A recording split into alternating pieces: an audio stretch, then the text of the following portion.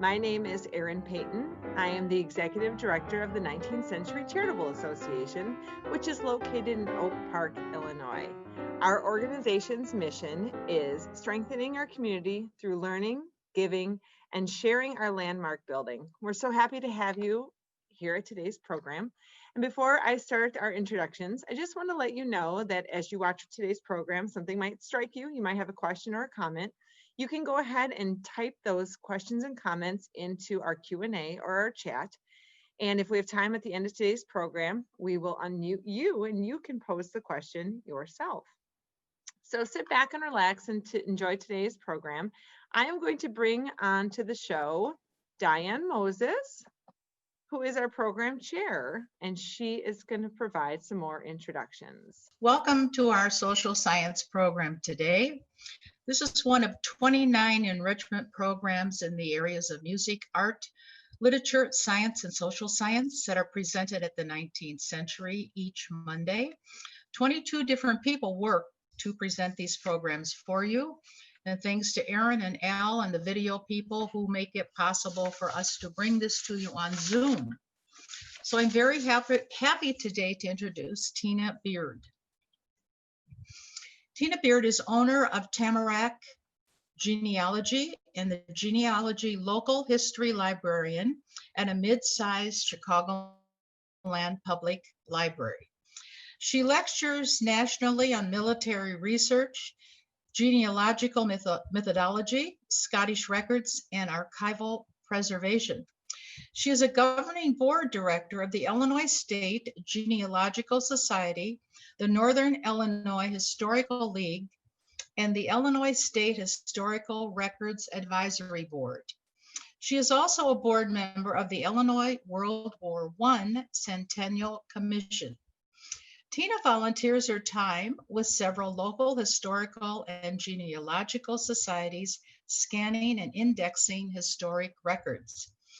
Occasionally, Tina finds time to research her own family tree, which she has been pursuing for over 20 years. Let's give her a very warm virtual welcome. Well, good afternoon, everybody. Thank you very much, Diane, for that introduction. And thank you, Erin, very much for having me today. Who would have thought that in November of 2020, we would be talking about, the last pandemic?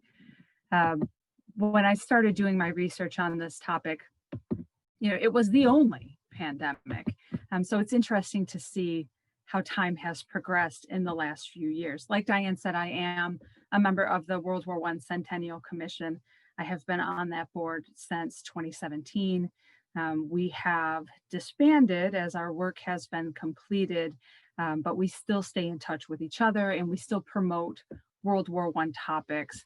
We're still promoting the establishment of the first World War I monument in DC, which will be completed sometime within the next 18 months. So World War I is still very much at the forefront of what I do and on my mind. So this lecture ties in with that in a number of ways. When I started doing my research into the First World War, it would be impossible to do research and understand how the war progressed and how the war impacted the world without also studying how the pandemic affected the war efforts and how it affected citizens all over the world. So we're going to talk about both of those aspects of this today. So in order to be able to show you my full screen, I'm going to turn my camera off. That way you can see my full slides. And I will turn my camera back on when we get to the Q&A. So I'm going to make my little bobbing head disappear here, but I will be back on at the end.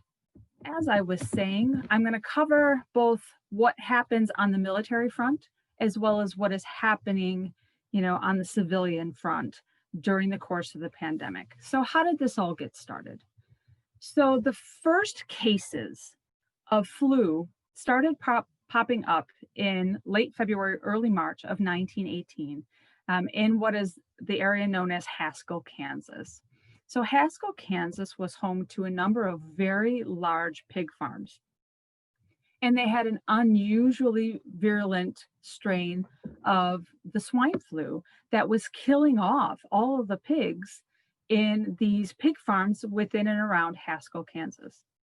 Now, at the time, nobody was making any connection between the possibility that animals could potentially give the virus to humans. We've seen that in a number of cases over the last century. So nobody thought anything of it when, they started processing the surviving pigs and sending that meat out to the local military bases that were nearby. So what do we all love? We all love bacon. And that's exactly what they were sending to the troops at Camp Funston. So those constant shipments of pig byproducts, as well as the people who were delivering them, were starting to spread that virus outside of those pig farms into the wider community as a whole. So between March 4th and March 11th, over 500 soldiers become ill with the flu in Camp Funston in Kansas. Nothing out of the ordinary. It's technically still flu season in February, March. So in the spring, they didn't look at it as being anything out of the ordinary. By the end of the month, that number climbed to 1,100 soldiers were sick with the flu at that time. Now, when I talk about the pandemic and I talk about life expectancy and I talk about death tolls and things like that, in an average flu year, and I'll come back to this again in a little while when we start digging into the numbers, in an average flu year, an estimated 0.02% of people who get infected with the disease die from that disease. And in Haskell, Kansas, and at Camp Funston in that spring of 1918, those 1,100 soldiers who had gotten sick, only 3 of them had died at that point. So it was still well within what they would consider to be a normal flu season. Nobody thought it was anything any different than that. The disease slowly started to spread out, radiate out from Kansas around the US. So you start seeing cases spring up in Iowa and in Nebraska and in Missouri and in Illinois, and it slowly starts to seep out into the general population from there. But at that same point, as people are getting sick with this very virulent version of the flu, the death toll is still within the normal range. So nobody was terribly concerned at the time because there wasn't this large spike in the number of people succumbing to the disease that we'll see a little later on. This photo comes from the Library of Congress. It shows the soldiers that are recuperating from the flu in the spring of 1918. One thing you'll notice in this photo that changes over the course as the disease shifts, as more people begin to die, there's no screens in between these soldiers keeping them apart. They're not separated or segregated from each other in any way. That's because they were still being treated like you would expect to treat any flu patient. They were bringing them all into one location. They're still giving them fluids and taking care of them, but they're not being separated out from everybody else at that time. The US isn't the only country that is starting to experience this. There is a flu outbreak that happens amongst the troops overseas, not only in the AEF, the American Expeditionary Units, but also you're seeing it in British units, in French units, even in German units. You start to see visual coupling. And a British doctor writes about it, that they're seeing this abnormal merging of flu coupled with pneumonia that is deadlier than any pneumonia that they had experienced up until that time. So a British doctor writes back to his commander and says, we're seeing at least 10% of cases that start out as the flu shifting dramatically to other lung ailments. At the time he's writing about bronchitis, we know that now to be pneumonia, but I'll talk a little later on about all of the different things that they called that, from just the flu to grip to bronchitis to pneumonia to, lobar pneumonia, all of these different terms and ways that they use to diagnose the same thing. So it begins to work its way through the overseas forces and deaths start to climb. In late spring, in May, and into June, overseas, you see a huge spike in the number of illnesses and deaths among the fighting forces in Europe. And you can see those numbers listed here. German forces say that they've got 30,000 cases. France has 50,000 cases. The UK has 30,000 cases. These are documented cases within their ranks. And then as that seeps out into the civilian population, the fatalities climb even higher. Germany has 225,000 deaths. France has 135,000. Britain has 225,000 deaths. Now you might ask yourself, well, I don't get it. Why are the civilian cases 10 times higher than the number of cases we're seeing being documented out of the military forces? And I will come back to that in a little bit, because I'm going to talk about some specific military bases here in the US and why those numbers were written and labeled the way they were. But you could see that this isn't just happening in the US, this is slowly starting to happen around the globe. So as US soldiers are boarding those troop ships and they're being sent overseas in the spring into the early summer of 1918, they are then colliding with the strain of the flu that is already going on, in the trenches in France and in Germany. So what happens is US soldiers arrive there, and the way that the front is structured is that you were designed to be in the rear for 2 weeks, in the trenches for a week or two, and then back in the rear again for a couple of weeks, and then sent back a little bit further. So there was a constant supply of fresh hosts. And even though there's no definitive answer as to why this shifted as quickly as it did and why it became the global pandemic it became, they do have some very good guesses. They do have some assumptions that have proven to be true. And one of those assumptions is the reason the disease shifted so quickly from, your mild strain that you would typically see in an annual flu season to something so globally deadly is because of what was happening during the war at the front in Europe. You constantly had a fresh supply of hosts. So typically, let's say you have 6 people who live within your household. One person catches a cold or the flu or something else, and it rapidly spreads to the other people within your household. And that's where it ends, because it doesn't have anybody else to infect because it's already infected everybody there. But when you have people at the front who are constantly changing and being swapped out, new people are being brought in, people are being sent back, you constantly have a fresh set of hosts to infect. So it would be like inviting people over for a party, and they come in one at a time. You have the opportunity to infect those people one at a time. And then as those people leave, they're taking that infection with them. And that is how this sped up as quickly as it did during the First World War. So there's a term that's called antigen shift. In any disease, any virus will typically shift from the strain that is known to another strain, and that usually takes 3 to 4 years. And you'll see it pretty often when they designate flu vaccines for the season. They're guessing on what they think is going to be the most popular strain that year. But this shifted so rapidly in 3 to 4 months, which was a tenth of how long it normally takes, because they were constantly being fed fresh hosts to continue and make the disease stronger and better and more virulent and easier to defeat any type of medicine that they would have been able to give it. Something else to keep in mind about this particular disease too is that, we didn't have penicillin, we didn't have antibiotics to treat any of these underlying sicknesses at the time. So while the flu is a virus and a virus has to run its course, that deadly bronchitis and pneumonia that was kicking in on top of it once the body's immune system was weakened could be treated today, but could not be treated then because they did not have the antibiotics that we know and that we use today. They were still in their most infant stages in 1918. So people were succumbing very, very quickly because this disease was just taking over their entire bodies, because in those 3 to 4 months, it was learning how to do that. It was shifting, that antigen was shifting. So into the summer here in the US, you have more troops who are ramping up, getting ready to be sent overseas.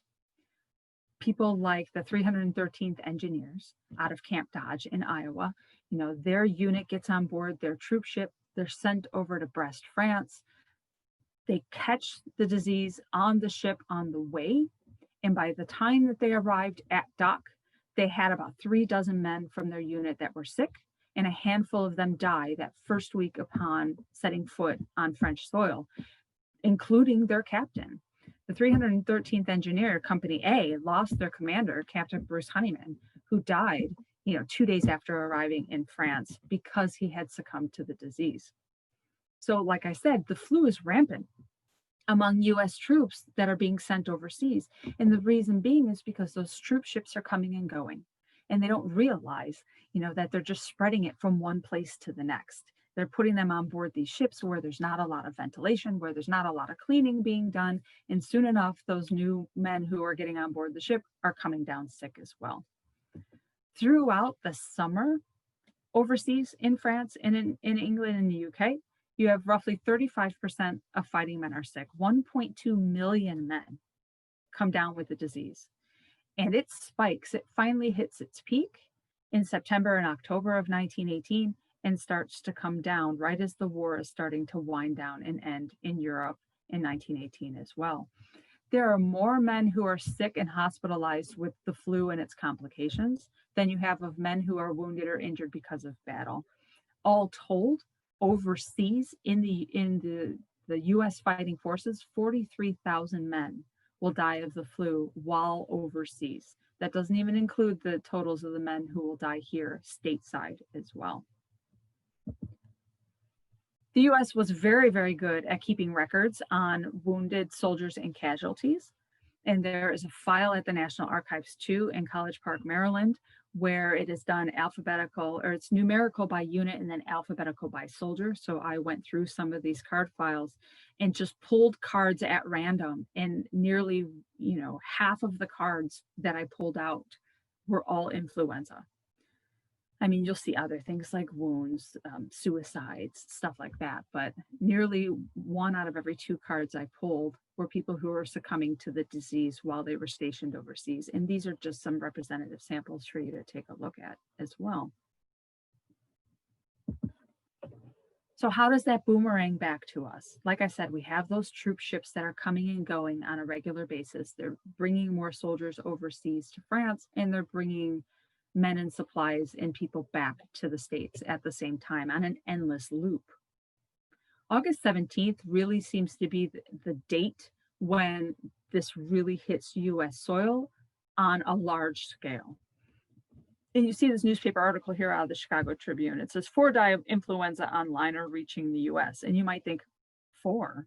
How can that be on a grand scale? It's only 4. But you have to keep in mind what is happening. 4 people are dying, but what they're not telling you is how many people are infected and actually showing symptoms, how many people are infected but are not showing symptoms yet. So what happens is they let these people out into the general population, and then they take it back to their spouses, their coworkers, their church group, their school, and it starts to breed and grow from there. Now, right at the midpoint in August, a letter is sent to US bases and camps that says we are recognizing that we have an unusually high number of soldiers who are catching influenza and who are getting sick and are needing to be quarantined. So they send a letter back to the states that says, we need you to quarantine the men on board these ships to make sure that they are not getting out into the general public until we are sure that they are disease-free. So the Boston Harbor, at the Boston Navy Yard, and in Philadelphia, and in some of these other places where liners are coming in with soldiers returning, they're doing a great job of quarantining them. But who they're not quarantining are the people who are surrounding them. So they're not quarantining the people who work at the bases. They're not quarantining the delivery drivers who are coming and going. So those people are continuing to come and go back and forth between the bases and the camps and then back into the community, slowly trickling out that virus a little at a time. So like I had said, this new flu strain, this antigen shift is unlike anything that we had ever seen before. So the mortality rate climbs to 2.5% from that 0.02. Think about what I said, 0.02% would normally die of the flu in any given year. That number climbs to 2.5%. There's 25 times the normal fatality rate for any influenza season, for any seasonal illness. By October, it's overwhelming. That slow trickle, that slow build, slowly ramps and increases as more people are exposed and more people are exposed. By the fall, it's around the globe. It has stretched from Norway to New Zealand. It has gone from Alaska to Argentina. There are very few places left in the US that are not impacted by what we would consider this second wave that's coming of the flu pandemic. So the pandemic worked in 3 waves. You had that initial wave in March, April, like I had mentioned in Haskell, Kansas, where people get sick, but there's very low fatality rates. We're going into, in the fall of 1918, what they consider to be the second wave, which was that huge increase in mortality rates and deaths attributed to that second wave that slowly dies away by mid-October, or actually mid-November into December. And then we have a final third lesser wave that comes in the spring of 1919. This second wave is the one that affects virtually the entire globe. Some countries don't get hit until later on. Australia manages to hold off until the third wave when they get struck hard, but it really has just catapulted itself around the world. And how does that happen? Think about not only those troops that are coming and going between Europe, but all of the supply lines that connect the globe. So you have goods that are being transported from the US to Europe, but then also from Europe to Asia or to North Africa or, to Canada or to Australia or to South America. And as people are transporting these goods around the globe, they're transporting the virus around the globe as well. So there are cases of illnesses in April and May in things like Scandinavia, in places like North Africa, that by October have bred enough and have spread enough that they've really impacted their citizenry in those countries, and it has spread around the globe by that point. So it didn't matter. It didn't matter if you were rich or poor. It didn't matter how well of access you had to healthcare, whether you were a student or a celebrity. It didn't matter if you were a politician or a soldier. Everybody was equally felled by this illness. So Walt Disney catches it as a young ambulance driver overseas in France. The actress Mary Pickford catches it. When I talk about Philadelphia, Mary Pickford catches it at a Bond rally in Philadelphia. Bess Wallace, if you are familiar with Bess Wallace, you might know her by her married name, Bess Truman, is writing letters back and forth to her husband, Harry Truman, who is lieutenant in the army in France. And they're writing letters back and forth to each other about the sickness and the disease going on within their community in Independence, Missouri, as well as what he is seeing as an officer in the US forces stationed in France. FDR catches it. A variety of political figures catch it. Wilson catches it in the spring of 1919. I'll come back to that at the end. But it took such a tremendous toll on US life expectancy that the average life expectancy at the time was 51 years old. So we're going to let that sink in for a second, that in 1917, the life expectancy was 51 years old. In 1918, so many people die that the life expectancy drops 12 years to 39 years old. And why? Why does the life expectancy drop the way it does? Because of the people who are being infected by the disease. So what you see here are two graphs on your screen. On the left-hand side, you see what looks like the W in black and then the dotted line. What normally happens in a flu season is that those who are most susceptible are typically the really young and the really old. So you see a U-shaped curve because you'll have, babies and children catch it, and then you'll have seniors catch it. But usually those in the middle, in the middle ages, teens, 20s, 30s, 40s, usually are fine. This one is unique in the fact that it creates a W curve, which means the young and the old are still susceptible to it. But the people who are dying, who are catching it and dying at the most rapid rates, are those people who are normally considered the healthiest, those between the ages of 20 and 40. And it is felling them at record speeds. And I hate to say it, gentlemen, but women fared way better in that age group during the pandemic in 1918 than men did. And there are a couple of reasons that they have speculated for that. There were a lot more men who were involved in the war effort, whether they were soldiers and sailors, or they were working in factories where they were elbow to elbow, with their fellow men and women. It could be because they think that the genetic code for men made them more susceptible to catch the pneumonia that came along with the flu, causing them to die at higher rates than ladies did. Women still died of it equally as quickly, just not on such a grand scale as the men did. But there were women who still went to work for the war effort when the men went overseas. You still had women who were the teachers, who were the nurses, who were caring for those who were sick, even the housewives who were staying home, who were caring for other family members in that age bracket, were catching it and were dying as well. But you can see what's so startling about this particular epidemic is the fact that it was targeting those in what are normally considered the healthiest age groups. So that's why that life expectancy dropped so drastically, is because it was taking out those people in those healthy age brackets instead of the people that you would normally see, the really young or the really old. So it, like I said, it boomerangs around back to the US. And while the Boston Navy Yard is doing everything it can to quarantine and sequester those soldiers as they're coming back on those ships, what winds up happening is they wind up sending those who appear to be healthy. Because remember, there's not a way to treat them. There's no medication they can give them to help, fight it if they have it and they're just not symptomatic yet. So what they're doing is those soldiers who are considered, healthy because they're not showing symptoms are then being sent on their way to their bases where they're supposed to report for duty. And Camp Devens winds up becoming ground zero to the second wave of the pandemic in the United States, because Camp Devens is just 35 miles from Boston.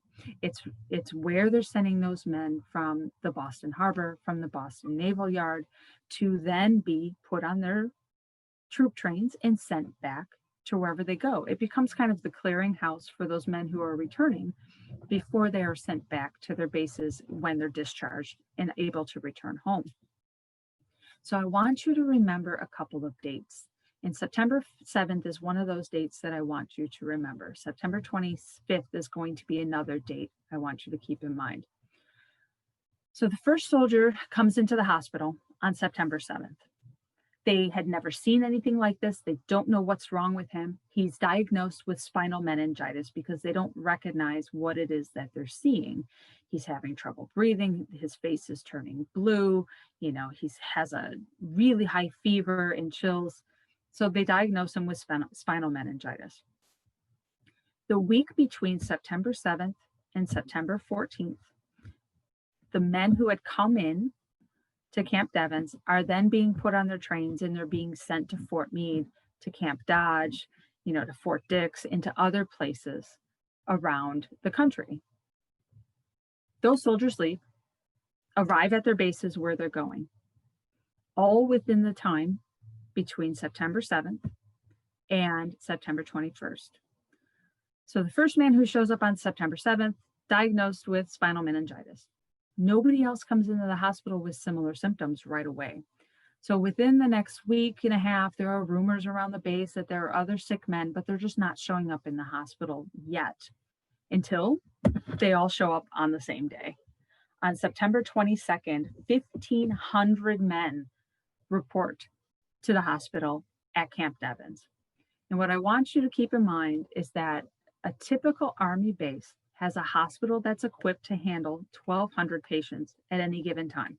So their standard is 1,200 men with 25 doctors on staff and about 24 nurses. And that would be standard across the country, whether they were stationed in West Virginia or whether they were stationed in Nebraska. Your base hospital would typically be equipped to handle 1,200 men. In the summer of 1918, I'll talk about William Welch in just a couple of minutes. William Welch and Victor Vaughn and several other men travel around the US in investigating and looking into base hospitals, not because of any disease or anything, just because they were doing their annual yearly check to see how well staffed they are, what type of new equipment do they have, are they trained appropriately. And at the time that they had come into Camp Devens Hospital, there were like a handful of patients who were there that had measles and some other contagious things, but they were well equipped. They had talked with the doctor. They were confident in his ability to do his job. So they never gave it a second thought until September of 1918. Like I said, 1,200 men come in, the beds are full. Where do you put the rest of these men? So what wound up happening is they wound up stacking them on the floor and in the hallways, and they spilled out of the hospital, and they took over other barracks, and they took over, I just drew a blank, I apologize on the word, the bays for like the ambulances. They took over those and made those into field hospitals where they could treat their patients as well. Between September 22nd and September 26th, the hospital becomes so incredibly overwhelmed by the number of sick men that pour into it that the hospital itself has to shut down. 4 days into the pandemic at Camp Devens, they run out of hospital nurses. Between the doctors and the nurses on staff, nearly all of them wind up becoming sick. They put out a desperate plea to the Red Cross, please send us a dozen more nurses. They send 8 more nurses. They become ill. 2 of them wind up dying. The very first nurse who is labeled as having died on account of the pandemic is Mrs. Margaret Sullivan. So keep in mind that between the 22nd and the 26th, more and more people are coming to the hospital. It's not just the initial 1,500. You have 600, 700, 800 a day who are coming in to the hospital sick as well. And this notice was written on September 24th, 2 days after that explosion of the ill come into the hospital, that a notice is sent out saying commanding officers will expedite the shipment of bodies in every possible way. They were out of room. They didn't have enough room in the morgue for the bodies. They didn't have enough winding cloths. They didn't have enough caskets. They didn't have enough men to process those who were dead, as well as the unusually high number of those who were dying. By the start of October, so we're talking 8 days, 6,000 men are sick. In a week, 6,000 men are ill. In the end, they crest and hit their peak by about October 15th. So by the time they've hit their peak and they start to come back down again, over almost 8,900 men in a camp of 4,500 or 45,000 strong are sick with the flu and the pneumonia that accompanies it. The official death toll, I talked about, this, about what gets recorded and what doesn't. The official death toll listed out of Camp Devens was just under 800. I think it was 792 were listed as officially dead. These numbers need to be taken with a grain of salt. And the reason why I say that is for 2 reasons. One, when you are hit with that many illnesses at a time, when you are in crisis mode and you are trying to just get through your day, it is very easy to lose count and to misnumber how many people you have who are currently sick and infected.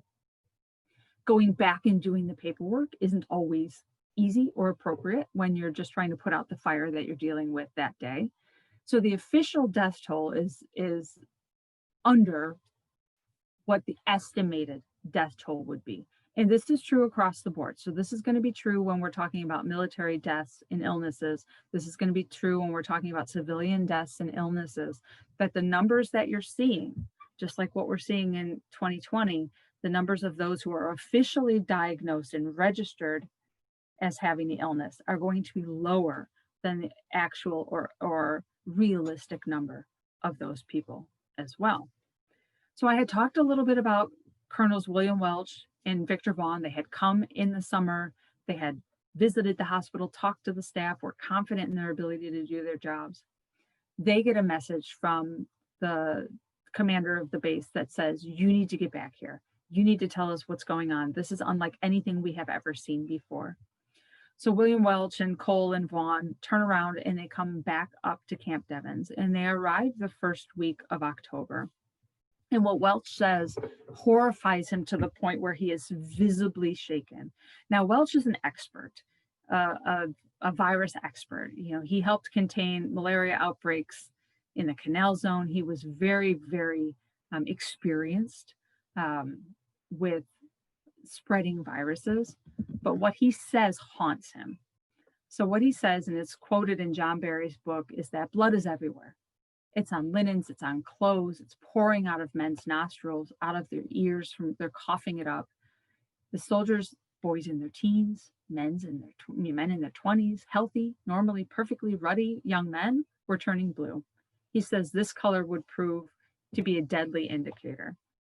You see, they're starting to put those screens up and separating them from each other because they just don't know what this is. They've heard reports from Europe. They heard that there was influenza and that there was bronchial pneumonia and bronchitis and things coming back with it. But until it's in their faces, they had no idea what to do with it.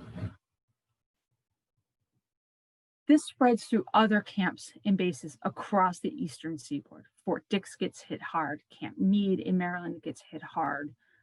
Philadelphia, the base just outside of Philadelphia, gets hit hard.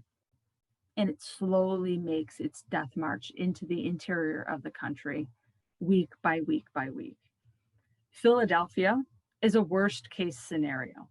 What happens in Philadelphia, thankfully, does not happen throughout the rest of the US, but we do still have high numbers in Boston, in Chicago, but Philadelphia, in Philadelphia, everything goes wrong at once. So I talked about our actress who is in Philadelphia for a war bond drive. Philadelphia, hearing what's going on. Now look at the date. This is September 28th. They've been hearing reports of what's going on along the eastern seaboard, what's going on at Camp Devens, what's going on in Boston, what's going on in Maryland and in DC, Camp Meade.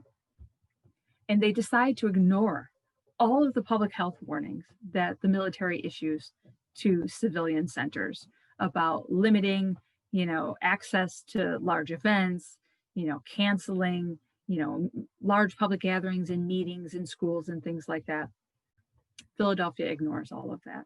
And when I talk about Chicago ignores all of that too, but not to the detriment that Philadelphia sees.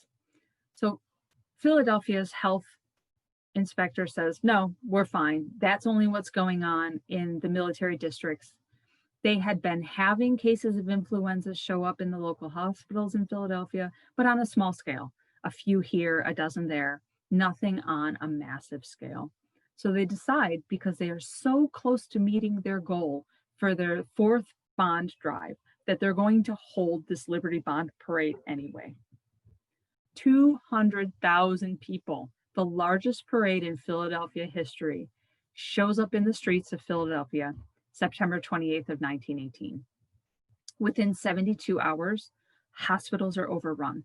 Thousands upon thousands of people are sick and dying in Philadelphia.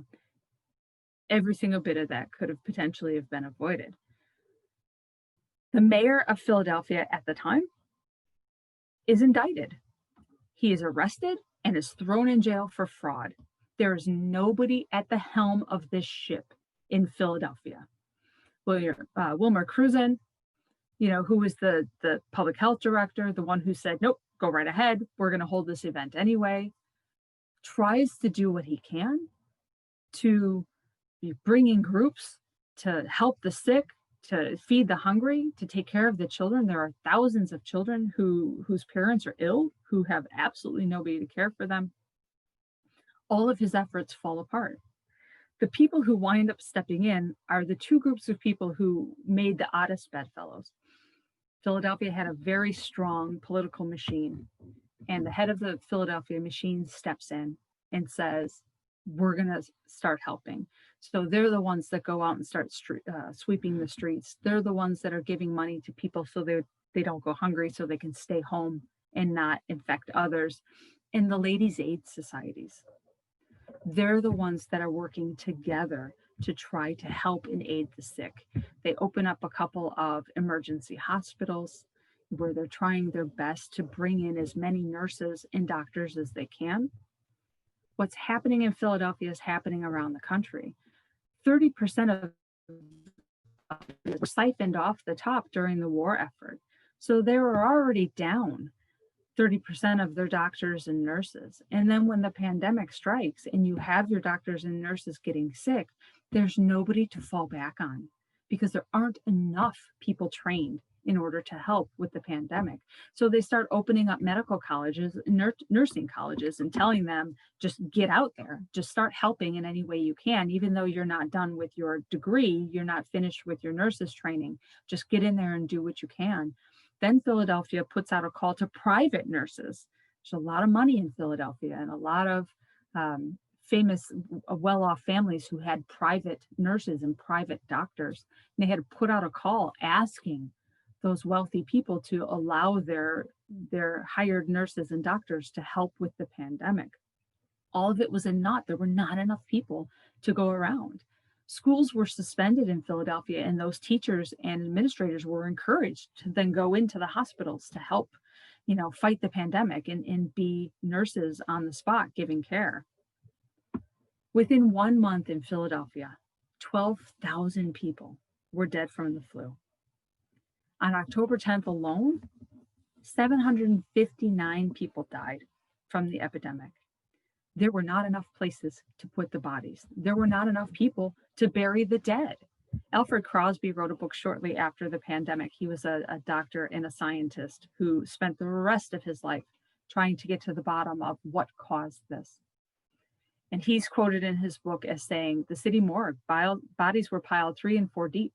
They were in the corridors. They were in every room. They were in the, spilling out of the hallways.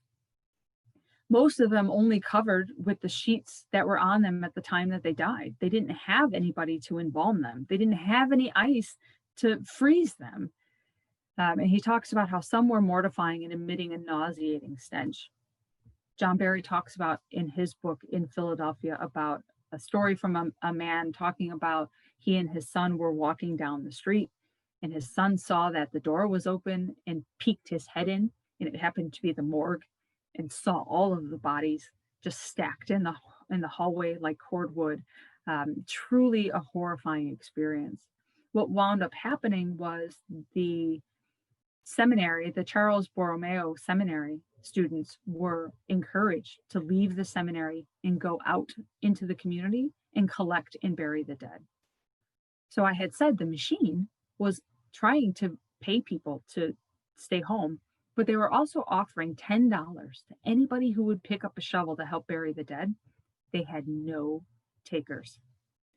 There's a story in John Barry's book where he talks about a family whose young child had died in the household next door, and they had just wrapped him up and left him on the front porch because they didn't have a way to bury him, and about how they picked up the body, carried him to the cemetery, and buried the little boy themselves because there just wasn't anybody to do it.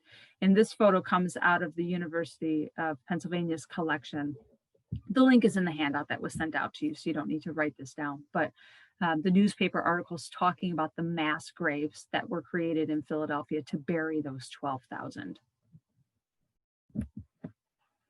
Luckily for us, we didn't experience anything on such a massive, horrifying scale like that, but we did have our problems in Illinois as well. Camp Grant in Rockford was under the command of Commander Charles Hagerdorn. Now, Hagerdorn was a lifelong career military man. He was well-liked, well-known. He was in his 50s. He took over command of Camp Grant in August of 1918. At that time, they had tents set up on the parade grounds because while a normal base, would have 4,000, men in it at training at any given time, those limits were being pushed to capacity because of the fact that they were trying to win and end the war. So they were doubling up the number of men who were being sent to camps to be trained. So they were living in tents.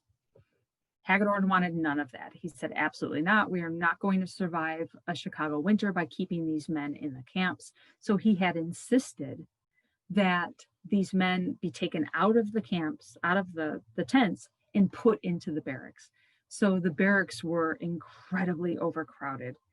He thought he was doing the right thing, and what it turned into was a tragedy.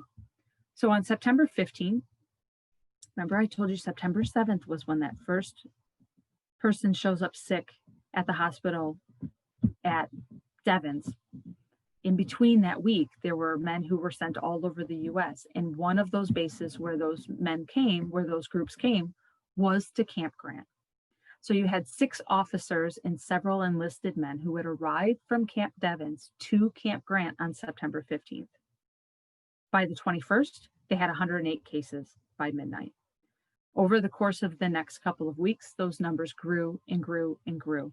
From September 21st to October 8th, they had 500 soldiers who were reporting sick into the hospital with the flu. Now remember, their hospital was equipped to handle 1,200 men. They had run right past that 1,200 before they ever got to the last week of September. And they were, again, putting them in extra military barracks and places like that where they could segregate them from everybody else. But within those 2 weeks, 500 soldiers have died. Charles Hagerdorn felt so incredibly guilty over what he had done by insisting that those men be taken out of the tents and put into the barracks. He commits suicide. He tells his secretary, get everybody out of the building. I want everybody to stand and wait for me on the parade grounds. I'll be right down. They clear the building. Everybody goes out and waits at attention on the parade ground. About 20 minutes later, Colonel Hagerdorn had not come out. So his secretary took a step forward to go back into the building to find out where he was. And that's when he heard the report from the shot when the commander killed himself. His suicide did not end the pandemic. It didn't stem the tide of the numbers of sickness. The numbers continued to grow and grow at Rockford as well, where you wound up having over 12,000 soldiers and staff sick by the end of October. Almost 11,000 officially registered as having died of influenza throughout the course of the pandemic in the fall of 1918. Like I said, that number is probably higher, probably closer to 1,200. But his death did not stem the tide, unfortunately. All it did was leave the camp, again, rudderless without somebody to take control and do what they can. Camp Grant in Rockford had sent out a call to Northern Illinois asking for every undertaker, every coroner that they could find, please come help us. They set up what they called the Great Morgue at Rockford to not only deal with those who had died at Camp Grant, but to deal with those who were dying in the city of Rockford as well. They bought up every casket that they could get their hands on within 150 miles just to have someplace to put the dead. They talk about, and this will be true at Great Lakes, I'll talk about that in just a minute, where on the train platforms at Rockford, the caskets being stacked floor to ceiling, waiting for the next train so they can load the bodies to be shipped back to their families. Camp Grant didn't take enough precautions to try to protect their men from spreading the disease. Great Lakes did just the opposite, and I'll talk about Great Lakes in just a second. Great Lakes went to great strides to try to make sure that they were going to keep their men, their soldiers, their sailors safe. Same results. So let's talk about Illinois for a second. I have tremendous respect for Governor Loudon. He recognized right away what he saw as a killer, a global killer. He acted early, very, very early. So on September 25th, he required that cities, counties report all flu totals to the emergency committee. He set up an emergency committee, and unfortunately, those committee records no longer exist in Springfield because I would love to have seen them. September 25th. So remember, when other cities are ignoring those precautions, what we see in Philadelphia, what's going on in Boston, Governor Loudon recognizes that we need to get a handle on this right away. So we need to know how many people within the state of Illinois have the flu day to day. So he instills this requirement that you need to contact the county health department and let them know. The next day, September 26th, he orders the closing of all public assemblages, that buildings, government offices, schools, churches, everything needs to shut down. Only a handful of cities actually took him up on it and followed his lead. Now, lucky for us, the state of Illinois started an annual health report that actually began in 1917. So lucky for us, there was one of these that existed during the pandemic in 1918 and 1919. So the second annual report of the Illinois Department of Public Health talks about the pandemic, the numbers that you're seeing in the individual counties and cities. They talk about how it begins in the fall of 1918. And what I love about this particular report is they call out one particular guy as being the super spreader in Southern Illinois. So if you look at the very bottom there, it talks about a gentleman who, comes home, to his family, in Elko in Alexander County. So it says there's 236 inhabitants in Elko. He comes home, he's greeted as a hero coming home from Camp Forest. So he's at the post office shaking hands, and he's at the, the local five and dime greeting and shaking hands with everybody. And, everybody wants this, welcome him back and congratulate him. So he tells everybody, oh, I've just got a cold. I'm just not feeling well. A couple days later, he then goes and visits his girlfriend who lives a couple counties over. It winds up spreading the disease to his girlfriend and a whole bunch of people in that county as well. So him thinking he just has a cold winds up becoming this super spreader event throughout Southern Illinois, all because people were so excited and happy to see that he had returned home from the war. And that's all written in the health department records. This is fantastic. Some great stuff. But it's not just big cities. It's not just Chicago. It's not just Rockford. Death's hand is being felt in every single community in Illinois. The Chicago Journal-Sentinel, which is a Jewish newspaper, that's what we see on the left-hand side.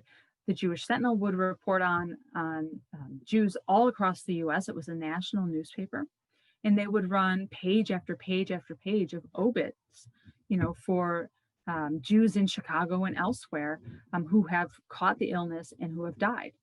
So we see that Lester, who had grown up in the Chicagoland area, had gone to Lima, Ohio, and wound up getting sick and dying.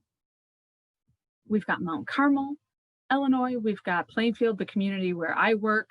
At the bottom where it says Dr. Owens is reported on the sick list. He has been out so much of late attending to his practice that he has suffered a nervous breakdown. And this is a very real problem.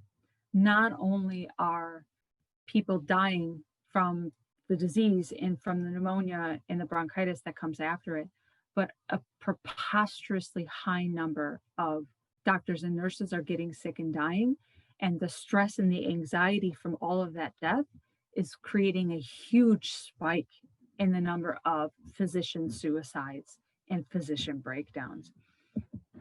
This is just one page out of the Journal of American Medicine, out of JAMA. And this is in October 19th of 1918. All of those circled are doctors who have gotten sick and who have died from influenza across the country. Some of them are doctors who have gone and are serving the armed forces. Some of them are just those who were out in their communities who wind up getting sick and dying from the disease themselves. This isn't even highlighting those who wind up taking their own lives. And it is a real medical crisis, not only for those getting sick and dying, but those under the stress taking their own lives as well. And whether it's JAMA, whether it's the New England Journal of Medicine, whether it's the nursing journals, a lot of states put out their own nursing journals, page after page, week after week, are these pages of the medical professionals dying or committing suicide. So let's talk for a second about Great Lakes Naval Training Station. Like I said, they really tried hard to nip this thing as early as they could. So September 8th, the first group of men report to the base hospital with the flu. Again, they're accidentally misdiagnosed as having meningitis, just like that first soldier at Camp Devens as well. Their commander, having received that notice saying that you need to quarantine your men as soon as they appear sick because we're having a problem on the East Coast, acts quickly, cancels everybody's leave, much to the chagrin of their soldiers and sailors, quarantines all those who are symptomatic. But again, the big problem here is that they didn't quarantine the civilians as well.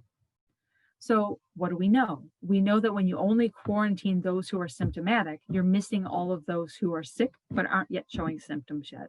So he does the right thing by quarantining those who are obviously showing symptoms, but he does not do the right thing by quarantining everybody into their barracks. He just tells them they can't leave the base, but they can still continue on with their daily duties. And he doesn't tell the civilians to stay home. Within a week, 5,000 more men are quarantined as suspected as being sick with the virus. They take the time to give all 50,000 sailors a daily throat spray. They're told to stay away from each other. Now they're being told to stay in their barracks, and they're not supposed to be walking around and visiting with others. But by this point, you already have 6,000 spreaders.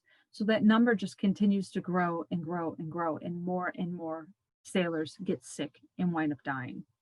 The numbers get out of hand very, very quickly. You could see the first reports. You can see how this grows from day to day.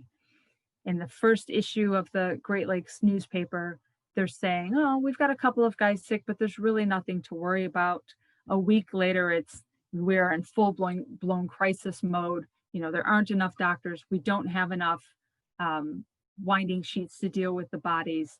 You know, you can see the numbers grow to 8,200. Only 2,200 of them can be taken to the hospital based on space. The day after, you're seeing a letter in the paper saying that, you know, we recognize that, you know, parents, brothers, sisters are, you know, losing their loved ones who are stationed with us. They're doing everything they can to get the bodies back to the families as quickly as they can. So we could see that within a week and a half, things just completely went off the rails at Great Lakes. 8,200 cases by the 25th, from that September 8th until the 25th. Over 350 cases the previous date. The morgue is stacked to capacity. They have ambulances leaving around the clock, taking bodies to the train station, waiting to be sent back to their families. Great Lakes also puts out a call asking for every winding sheet. That's what you see here. Every winding sheet that you can find so they can wrap the dead, because there aren't any caskets left anymore at this point. They cannot make them fast enough to put all of the men who are dying into these caskets. They put out a call for more nurses. There aren't any available because they're dealing with what's going on in their own communities. Josie Mabel Brown lived to be 100 years old, and she gave an interview right around the time of her 100th birthday for the U.S. Navy magazine in 1986. And she talks about what it was like for her to be a brand new Navy nurse at Great Lakes during the pandemic. And you can read it. She says, the boys were brought in. We would put them in winding sheets, even if they weren't dead. You would have one on the floor and you would have one in the bed. They'd put a tag on their foot just in case, you know, with their name ranking next to kin, because the assumption was they weren't going to make it. As one boy lays dying in the bed, one waited on the stretcher on the floor for the bed to empty. Each morning, as the ambulance drivers would bring in more sick boys, they would carry the dead bodies out. The morgue was stacked to the ceiling with bodies because the casket makers could not make boxes fast enough. Josie often said she felt sorry for the poor boy on the bottom. Josie wound up catching influenza as well. And she says that she was so cold and her fever was so high, she shook so hard, her body racked with chills, that she actually knocked the clipboard off the end of her bed several times because she would shake so hard that it would come loose and fall off the bed. But she wound up recovering and she survived. Like I said, no community went untouched. Oak Park actually fared better than a lot of communities, but again, the governor puts out a notice on September 26th to cease all assemblages. Oak Park doesn't make that call until October 19th, which is actually sooner than the city of Chicago. You know, Dr. Needham tells everybody, all public gatherings need to cease. That's church, that's school, you know, that's businesses, that's government offices, that's everything. Because over the course of the two previous weeks, the first 2 weeks of October, Oak Park had over 700 people who had come down sick and were documented as having had influenza or potentially pneumonia. Luckily, after those mitigations, after the quarantine went into effect, Oak Park's numbers dropped dramatically. So the quarantine is finally lifted by November 9th, except for the hospitals. The quarantine still stands for the hospital for another week. But after that, you look at the before and the after. So up to 750 people are sick by October 19th when the order goes into effect. And by the middle of November, the total cases are just shy of 1,000 cases. So it really worked. People staying home and staying away from each other really paid off for Oak Park. You had 43 deaths, though, in Oak Park that are buried in your local cemeteries. So, while Oak Park stepped up and did what was right and people stayed home and they sheltered in place, it really brought that number down. So think of how that would have continued to grow after October 19th if people hadn't heeded Dr. Needham's warnings and decided to stay home. So what would happen if they didn't? Chicago's your example of what would happen if they didn't, and I'm going to talk about them next. So lucky for you, the Oak Park Oak Leaves newspaper is digitized. It's available online. You can get access to it through newspaper archives, so you could read these articles and these headlines yourself through the digitized copies that are available online. I believe they're also available through the Oak Park Library. But you can see that, it didn't matter if you were young or old. It didn't matter if you were a husband or a wife. People were all getting sick the same. And this article really kind of brought it home for me, that, you had Sergeant Theron Party, winds up getting sick while he's away in Virginia at Camp Humphreys. He passes away. His daughter passes away here in Oak Park, a couple of weeks later. So his widow decides that she's going to contribute her time to the war effort and becomes a Red Cross nurse, and decides that she's going to help those soldiers and sailors who are sick with the disease since she can no longer help her own family. So some really touching, moving cases right from Oak Park as well. And this is being seen on an epic scale all across the globe. Now, I will apologize in advance because I have absolutely nothing good to say about John Dill Robertson. John Dill Robertson, while not as bad as Philadelphia, our mayor wasn't indicted. There was somebody at the helm to run the ship. John Dill Robertson was appointed to his job earlier in 1918. It was a patronage job. While he was a dentist, he was not an infectious diseases doctor by any sense. John Dill Robertson took it upon himself to play down the pandemic, tell people that there was nothing to worry about. We've got it under control. He took every opportunity to obfuscate, bend the truth, hide the truth as often and as much as he could, because in his opinion, he didn't want people to panic. I'm going to show you some examples of that in just a second. Governor puts into place September 25th. We want to start keeping track of all of the influenza cases in Illinois. September 26th, the governor says we need to shut everything down. We need to make sure that people are staying home. We're closing all public gathering points. John Dill Robertson on September 21st is aware of what's going on at Great Lakes. He knows that there's an uptick of flu cases being reported in Cook County and in Chicago. John Dill's answer is, I'm keeping an eye on it. September 23rd, don't worry, we've got the influenza situation well in hand. These are all direct quotes from him in various Chicago newspapers. By September 30th, there's 260 verified cases. Now remember, the number of cases verified versus the number of cases that are actually going on are not going to be the same totals. John Dill Robertson does nothing. On October 1st, he agrees to quarantine those who are symptomatic. If you've got symptoms, stay home, don't go out.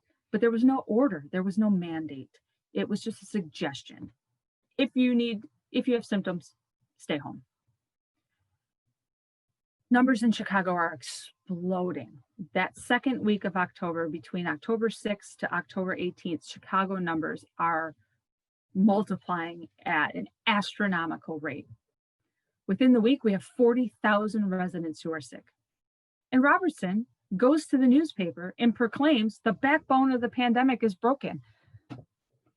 The week of October 6th, we haven't even come close to hitting our peak yet. On October 8th, Robertson orders the closing of the theater district and the entertainment centers. No bowling alleys, no saloons, no pool halls, no schools, no churches. Robertson closes the theater district, where all the money is. And Robertson is quoted as saying, you know, what are these poor girls going to do? These theater girls, what are these poor theater girls going to do with the theater district closed? They're going to live, John. That's what they're going to do. They're going to live. They put out notices telling people theater district is closed, but they don't put notices in any of the other communities in the Chicagoland area. They don't go into the ethnic neighborhoods. They don't translate any of the influenza materials into foreign languages. You know, they don't put it in the ethnic newspapers. The people who John Dill Robertson are catering to are to the white, wealthy patronages, the ones who are going to support his position. He refuses to acknowledge that there's an issue in the city of Chicago. And at one point, he even brags to the press. He is quoted as saying, nothing was done to interfere with the morale of the community. He didn't want anybody to panic. So the numbers continue to grow and explode in the city of Chicago. Schools never close, and other public activities aren't curtailed until October 16th. So we're already hitting our peak the week of October 16th, and our numbers are slowly starting to decline. He doesn't step in and ask for these places to be closed until October 16th. At that time, the Chicago newspapers are reporting 1,200 new cases a day are being reported that middle week of October. And like I said, those within poorer neighborhoods are dying at a much higher rate because they can't social distance from each other. They have to go to work because if they don't have a home to feed, to come home to, or food to feed their family. Cook County Hospital has one of the highest mortality rates in the entire country at nearly 40%, because Cook County Hospital is a hospital for poor people. And they're not going to the hospital until absolute last resort, when they are so sick they can no longer take care of themselves, which is why the numbers at Cook County Hospital are so much higher than in other parts of the city. The IRAD at Northeastern Illinois University on Bryn Mawr and Pulaski has the Cook County Hospital admissions books. So you have the ability to go in and look at the intake books during the pandemic in 1918, and they're 2 pages. So it gives you the name of the person, it gives you their age, where they're from, and then the second page is what are they in the hospital for, and what is the outcome? And page after page after page of this, you can see influenza. And what happens? They recover, or they die, or they get moved, or they get discharged. But page after page of these. Here's the full page, so you can kind of see what that looks like. I talk about official numbers versus actual numbers. So this comes out of that second annual report for the Public Health Commissioner for the state of Illinois for 1919, referring to numbers from July to June 30th of 1919. And if you look across the board, you can look at Cook County, and you can see that the city of Cook County, or at the state of Cook, the county of Cook, what numbers they are reporting. So for the city of Chicago, we've got 6,162 with diphtheria, 4,700 with gonorrhea, 43,371 with influenza. That's the total number of flu infections that the city of Chicago lists. We know that number is at least 3 times as high. And they wound up having over 6,000 deaths. But we know that this number is not an actual representation, just simply based on the numbers that were being reported in the local newspapers and through other local Cook County sources. But that's the number that John Dill Robertson reported to the state for the annual report. Here's a heat map. I wanted to show this to you. There's a young lady who did an assessment of the 1918 pandemic as part of her doctoral thesis, and she put together a heat map. of Chicago neighborhoods about how many people in these neighborhoods were likely sick and infected or died from the disease. So you can see that in the wealthier neighborhoods, there's a lot lower mortality rate. But when you look at things west, you look at Little Village, you look at back of the yards, you look down by Pullman, which had a tremendously high number of those who were ill and succumbed to the illness, you can see that that number climbs to almost as high as 20 per thousand. Now let that number sink in for a second, 20 per thousand. It doesn't sound like it's that much, but when you put it into perspective, the city of Chicago in 1920 had 2.7 million people. Now, granted, this is a couple of years later, so the population would have grown by that point. But if you break down 20 per person by 1,000, that's 54,000 potential deaths that could have happened based on these numbers. So I grew up on the South Side. I grew up in Bridgeport. So Bridgeport had 20,000 people in the 1920 census. That would be like the neighborhood of Bridgeport alone losing 400 residents. So there were neighborhoods disproportionately affected. Ethnic neighborhoods, poorer neighborhoods, less educated neighborhoods who really carried the burden of the pandemic in the city of Chicago. And I'm very grateful to the student for putting this heat map together. So I talked about that third wave. So Chicago is struck very, very hard through September into the first by Thanksgiving. Things are back to that annual mortality rate, that 0.02 mortality rate. Not everybody in Illinois had that same experience. I live in Oswego. Oswego didn't get hit until the third wave. Somehow we managed to avoid it in the first and second waves. And Oswego got hit really hard. Oswego and Aurora got hit really hard in late December and January of 1919 and had a number of fatalities from the pandemic at that time. So communities ran on different schedules. Just because a large city near you caught it doesn't mean you caught it at that time. The third wave hit cities along the western seaboard particularly hard. Portland, Oakland, Phoenix, LA were all hit really, really hard in the third wave in that February, March into April 1919 time span. Like I said, Australia was hit particularly hard in the third wave. There are still people who refer to the plague today, 100 years later, that are talking about that third wave of the pandemic that struck Australia in March and April of 1919. There's a lot who believe, and I particularly believe as well, that the pandemic striking Paris in March of 1919 changed the entire outcome of the war. President Wilson gets struck with the flu in March of 1919, is in bed for 3 days with a tremendously high fever, and has a stroke. After President Wilson's stroke, his people near him, his cabinet members, his close personal friends and family all say that his personality takes a 180-degree shift. So while he wanted to make Germany apologize for the war, he did not want any reparations against Germany because he saw how hard that would be on not only Germany, but the global economy. After Wilson has a stroke, after coming down with the flu and then having a stroke, he shifts 180 degrees and his personality takes a hard line and fights hard to make sure that Germany is solely held responsible for the outcome of the war and is forced to pay reparations, which changes the whole trajectory of what he had been fighting for up until that point. So it had a huge effect on the end of the First World War.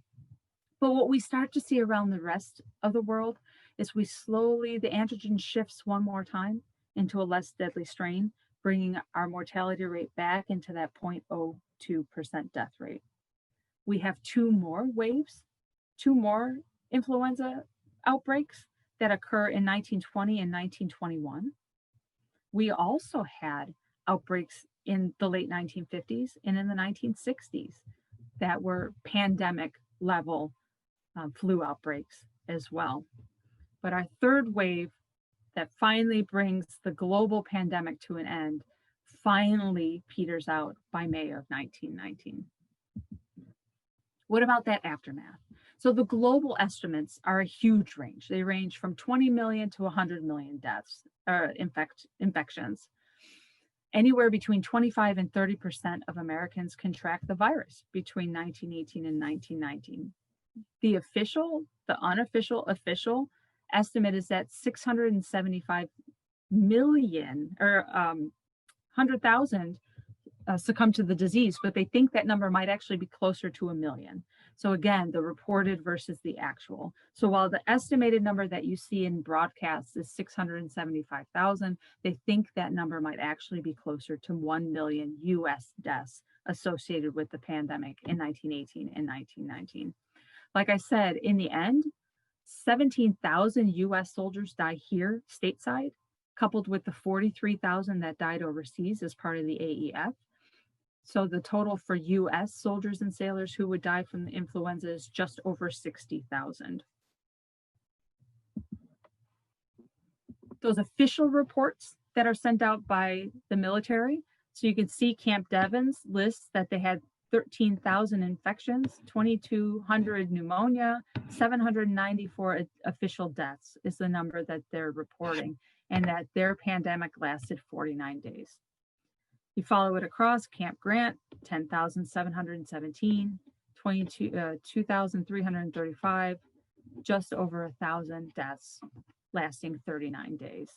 You look at Fort Sherman, 4,700 sick, over 1,000 cases of soldiers who had died in 32 days. Again, these are the official numbers that the US military puts out. Those numbers are speculatively to be anywhere from 5 to 15% higher, 20% higher in some communities like Devens. I talked about Alfred Crosby. He's that doctor that spent the rest of his life trying to get to the bottom of what happened. Paul Lewis is another one of those doctors. Johann Holton in the 1950s and 60s was trying to get to the bottom of what happened. Jeffrey Taubenberger is a very active medical professional in the field today who has written numerous articles. I give you the links in the handout to some of his articles about the pandemic.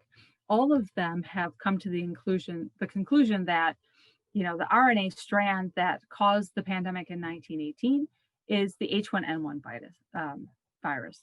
So, avian flu. Some of the speculation is that the swine flu in Haskell, Kansas kind of merged with the avian flu that was going on in Europe at the time and caused that antigen shift. And that's why so many more people got sick once those two mixed together. But there's not enough evidence to support that as being what actually happened. What Taubenberger, based on Lewis's and Holton's research, kind of proves out is just that antigen shifted because of the frequency of the new sets of hosts. And when they were able to take the DNA out of those bodies that were dug up out of permafrost places like up in Siberia and in Alaska, the surviving RNA strands that they could pull out were the H1N1 virus. So places where you can go to find this information, these are in your handout. So I'm not going to go into any detail about them. I just want you to know that if you're interested in following any of these storylines a little further, if you want to know more about Camp Devens or what happened at Great Lakes, these are all of the places where you can go to dig deeper into that information. And then I am going to turn my camera back on. I am happy to answer questions if you have some for me. I apologize for going over by a couple of minutes, but hopefully you found it to be interesting and hopefully nowhere near as frustrating as it makes me looking back on it. So thank you very much for your presentation. You mentioned, Tina, that you've been researching your family for about 20 years. Mm-hmm. I was wondering, what is the most interesting thing you found out in these 20 years? Well, it's not pandemic related, but probably one of the most interesting things that I found out was I had always been under the impression that my great-grandfather was not a good guy. He had 2 wives and 2 families in 2 different states. And his argument was always, well, he had left the first wife because she was, he had her committed to a mental health facility in Minnesota. And I always thought he did that so he could be with the second wife. Well, it turns out I found a series of newspaper articles about her coming after him and the children with a butcher knife, because she was convinced that, the world was out to get her. So it made me look at him in a whole new light. It was really, really interesting. Okay, thank you. Thank Uh-oh, you, did we lose Anne? Diane. Okay, so we really enjoyed that. Diane, I'm going to pop you off if that's okay. So thank you so much. We have not a lot of time, to be frank, and because your presentation was so amazing. I mean, the detail you put into it, thank you so much. It was just so incredible. Edie Schaefer wants to know where the name Tamarack comes from.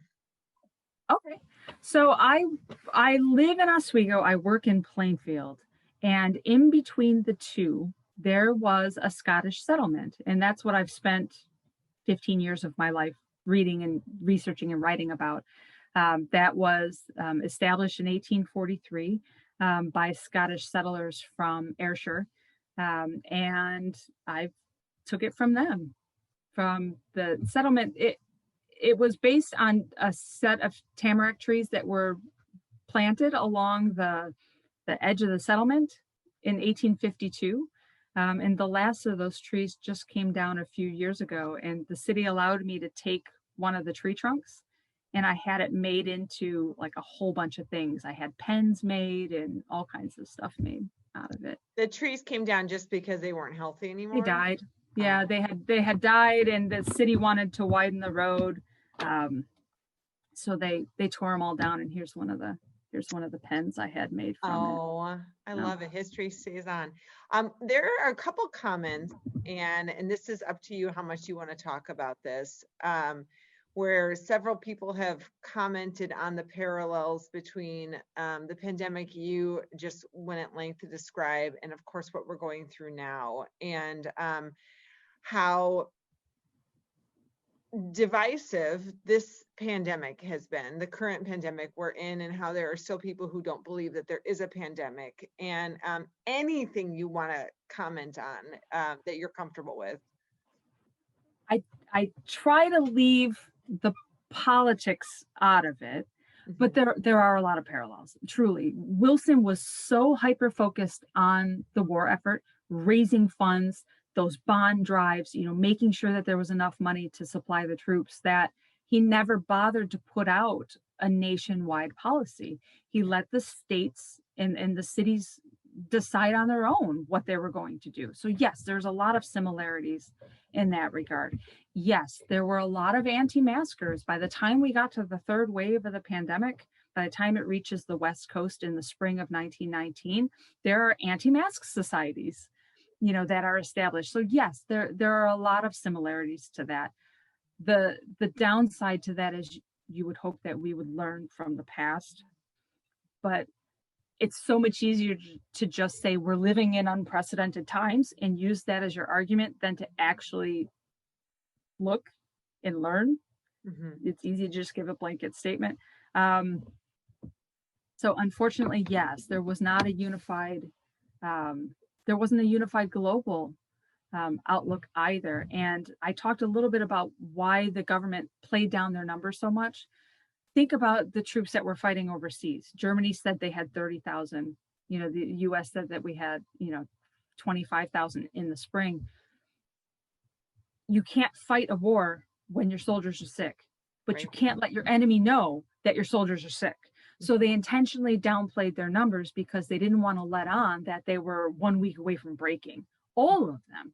So actually, the flu actually worked very, very well for the Allies, for the US, the French, and the British troops, because Germans were so sick that they couldn't advance. And if they had advanced like they wanted to, they would have broken the line.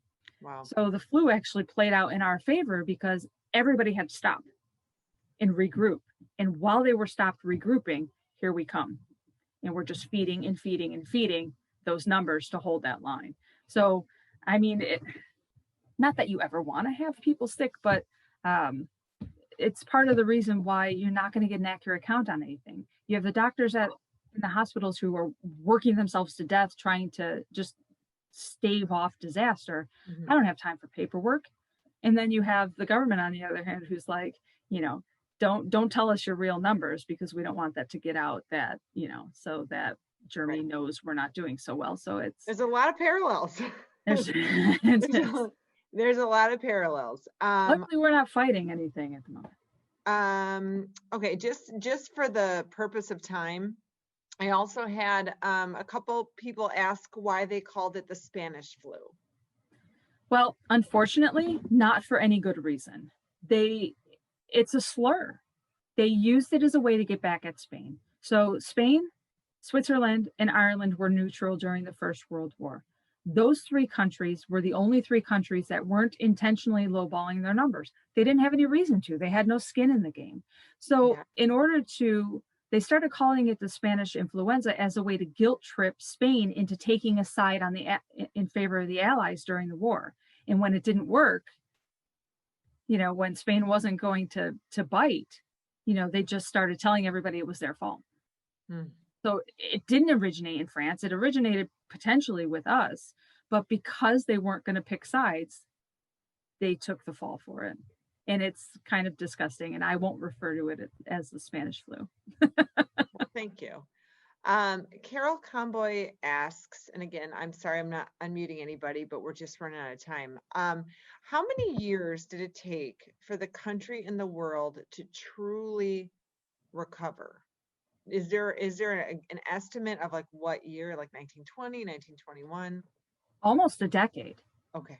And then what happens? You have the crash in October of 29. So you're really finally starting to come out of it in 26, 27, and then in 28, and then everything crashes. But if you look, you've heard of those, like the letters to Santa that used to get put in the local paper, like little Susie wants a new pair of shoes and a dolly. Mm-hmm. You read those letters to Santa in the newspaper from like 1920 and 1921, and they're horrendous. Daddy hasn't been able to work since the war. We don't have food. I just need a new pair of shoes. My feet are cold. I mean, you're just like, oh.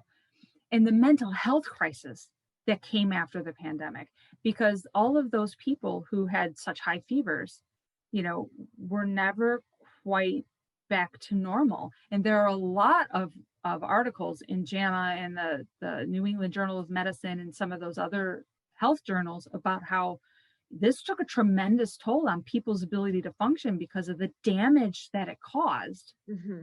So, I mean, and then you had another wave in 2021, and then you had another tiny little wave in 24. So it really wasn't until like about 26, and then everything falls apart again. Yeah, and again, if you want to draw a parallel is to what's going on today, is we're not sure what the lingering effects of the people who survive this pandemic are going to have. And they're calling, some of them are calling it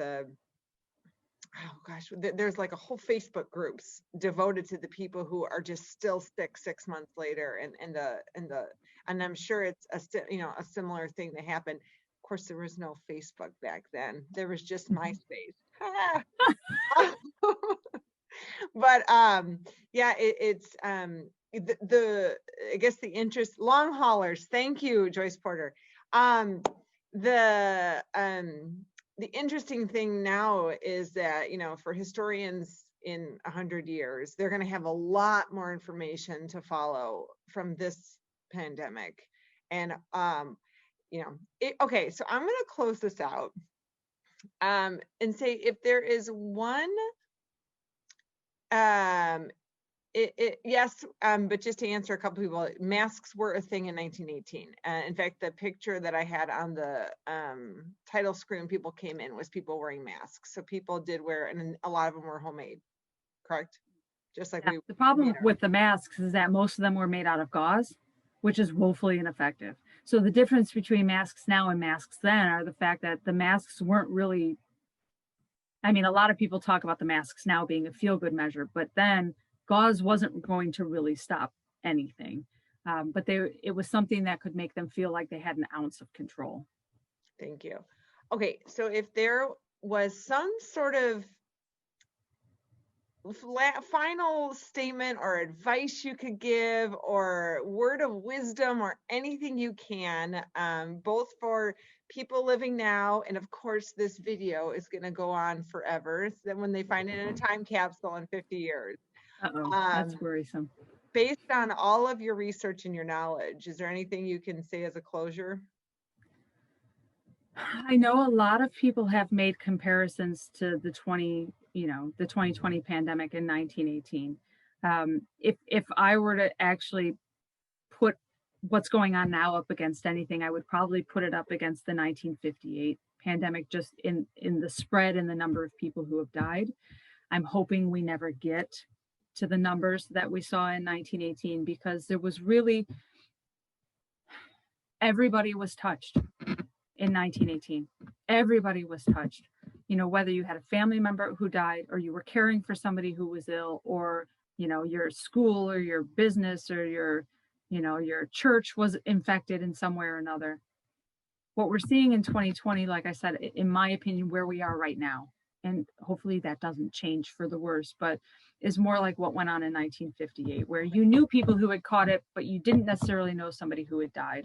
Okay. In 1918, death touched everybody. There was not a single household who couldn't tell you that they had lost somebody close to them.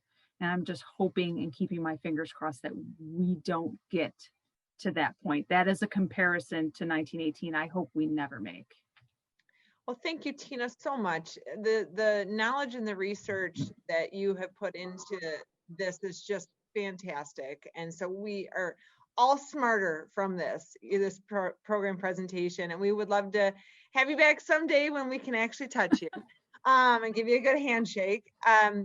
So if you enjoyed today's presentation, check out our website, which is www.19thcentury.org. We do have programs, as Diane said, every Monday, with the exception of the holidays, all the way through May. And every week it's different: music, literature, art, science, social science. You're just going to find something that you're going to love.